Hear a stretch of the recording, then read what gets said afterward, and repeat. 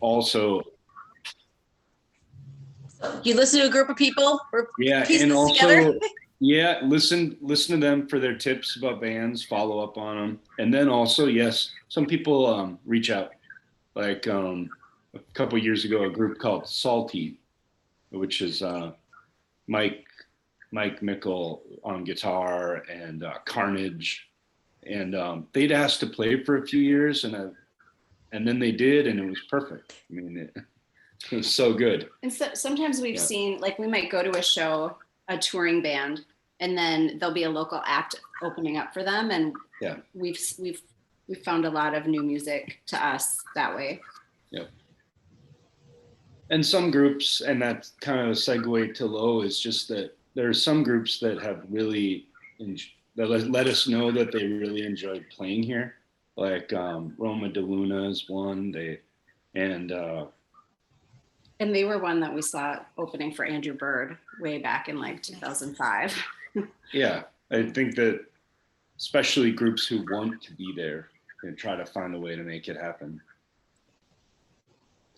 I was going to say, what does that feel like as putting this baby together, you know, to have big people like Low go, hey, by the way, we want what you do. We want that. Yeah.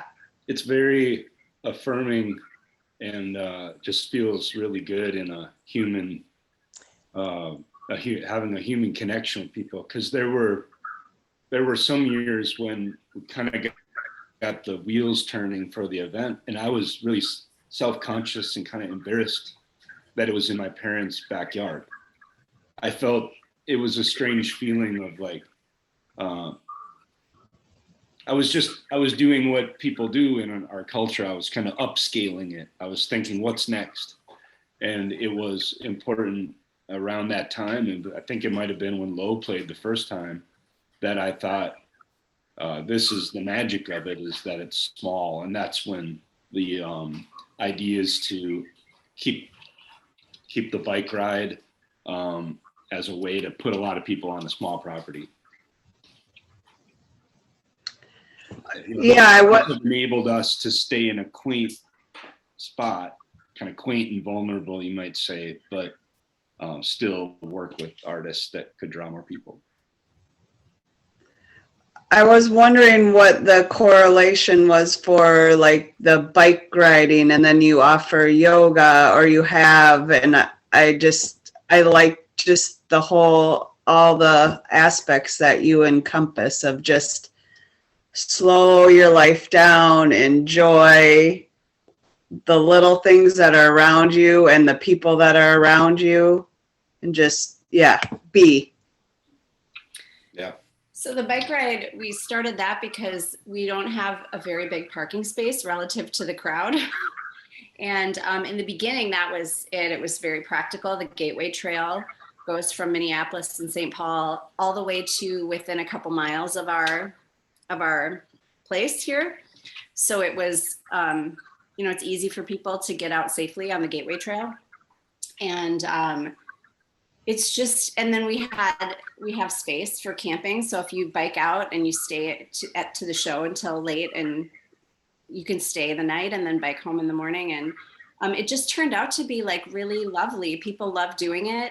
And it's a nice type of crowd. Like if you're thinking about like concert goers and how they behave, like the bikers are nice to have. And in the sense, like, they're probably not going to bike out with a keg on the back of their bike. Right. Although I want to meet the one who does. Right. Right. At a different festival. At a different festival, yes, of course. Yeah, and it grew. In the beginning, it wasn't a very large crowd, but as word got out, it just started to become a more pronounced feature of the event, and it works well for us because it keeps. We've had years where there's 200 bikers, and then that keeps the cars off the lawn. It enables us to increase the crowd size without figuring out where to put people. And yeah, it's just been it was just an idea for parking that kind of grew into a unique aspect that made people like the event more, and us too, I think. Yeah. And then the yoga, we have friends out here that they teach yoga, and we went to their they do a sound meditation. It's called Walking Nomad. So they incorporate yoga with sound, and it felt like a really good fit for us, given that it's a music festival. Yeah. And so they came out in the morning, the last couple festivals, and offered sound meditation and yoga to people who had camped out. Yeah. So this year, no camping. Yeah. And no films, but big enclosed amazing night of music with delicious food from the Ice House, you said. So that's huge. Do you still need volunteers, or is that already filled? We are looking for volunteers still. Yeah, I could use some people up at the gate on both Friday and Saturday. Okay. So anybody who's interested in helping out can shoot me an email, and I'll give you a call, and we can discuss logistics. But we have the festival was planned this year around having an event that would be safe regardless of where the infection rates for COVID went, because we started planning this in this early part of the summer when we started talking about it in March, but then really planning into gear when COVID rates were dropping. And, for a while we were like, do we really need to be so careful? Like, things are getting a lot better. And now I'm really glad, obviously, that we scaled it down. But we'll have several hundred, like maybe half of the normal crowd size. And then because there's no tents taking up space on the lawn, there's quite a bit more space for people to spread out. And we're requiring masks. And I just think, I feel pretty good about, I think, even with outdoor stuff with Delta, it'd be pretty easy to second guess whether or not you should be having an event right now. But given the amount of space that we have and the way, because we scaled it down, normally we cram a lot of people into that theater barn. So I'll miss the films this year, but I think we're doing the right thing. Yep. And I hope people feel good about coming out and sharing this moment of wonderful live music and in a beautiful setting in a safe way. And it's a way to save the space for next year, for the next time around. I mean, Yeah. I think I'm part of planning a work conference, and 6 months ago we had to choose what to do. I think you guys were prescient. I think you made the right decision, because it's better safe than sorry. Right. Yeah. It definitely is. I'm sure it's just so oversaid, but it's been a challenging year to, follow that call to produce events, because they are, they're not the most important thing, but they also are really important. It's this tug of war between, our sanity and our love of the arts and what makes us human, gives us purpose, but also there is some risk. And so it's been hard. It's been a different, you might say, like, it hits you deeper down when I'm planning it and working on it. When we're talking about it, it just comes from a different place now. And it's like, well, let's keep the wheel turning, because we're about to go into winter, and we want to give people some energy.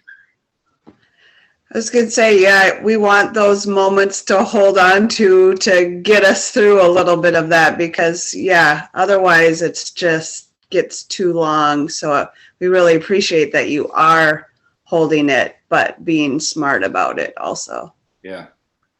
I think the film, back when we were planning the event, we asked Lo about, showing a film at the end of the night, and really just a blank slate. What film would you want to show? And they came back and said Jaws. And I think that there's something about obviously of the ominous backdrop of our life right now, the end of summer. And when I called the the distributor to get the license for it, they said, normally we'd say no, but you're one day after the technical end of summer for us. So we can screen it. So It's one of the few things we don't have to worry about in Minnesota in terms of Yeah. natural disaster. right. Sharks. Yes. Yes. That's a good point. Yeah. It could be really comforting for some people that like at least we don't have sharks. At least we don't have sharks. I wanted to do something that we didn't get around to doing, so I'm almost like reticent to say it, but I wanted to make like a shark fin on wheels that we could pull around the property so during the film, so it would look like a shark was swimming underneath the festival. Or just get a land shark costume. Yes. Yeah. Yeah. I was gonna say, I feel like you have people all over. Somebody's just gonna gift it that night to you, I bet. Right. Okay. Maybe it's out there in the world now. So. Yeah. Right. Well, Oh. it sounds like an amazing weekend. And you said you're looking for volunteers for both Yeah. nights. Yep. And you're sold out on Saturday, but there are tickets for Friday. Yeah. That's correct. Yeah. Friday, there's still some tickets available. Yep. Awesome. They can just go to the website now. But I will add this in the notes. Where can people find you online? It's the best way to connect with you. So our website is squarelakefestival.com. So that's where all of our info is. And it's great to be able to chat with you about it, and appreciate all your It's good. questions and just what you do. Like I said earlier, these publications have come and gone, and now it's the people power that's left. Little citizen journalism. Yes. Go. So. Paul, Angela, thank you. Thank you so much. It's fun to hear about Square Lake Festival. So something to look forward to. Thank Thanks you. a lot. Yeah. It was nice Have a talking great to you. day. Enjoy the weather. You too.